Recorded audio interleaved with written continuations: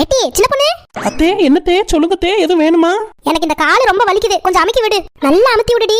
அத்தே எங்க அம்மாவை பார்க்கணும் போல இருக்குது தே, நான் எங்க அம்மா வீட்டுக்கு போயிட்டு வந்துட்டுமா?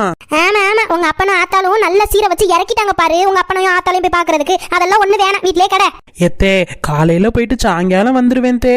வீட்டு வேலைக்கு பயந்துக்கிட்டு அங்க போய் நீ உட்காந்துக்குவ, இங்க இருக்கிற எல்லா வேலையும் நான் பாக்கணுமா? அதெல்லாம் ஒண்ணு வேணாம், வீட்ல இருந்து வேலையை பாரு. எம்மோ என்னமா சொல்லுமா? நான் நம்ம வீட்டுக்கு வந்துட்டாலே போதும், என் மாமியார் கிழவிக்கு மூக்கெல்லாம் வேர்த்துருமா. உன் மாமியார் கிழவிக்கு என்னடி பிரச்சனை? அதுக்கு என்னமோ உடம்பு முடியலையா, அதனால நான் உடனே கிளம்பி வரணுமா.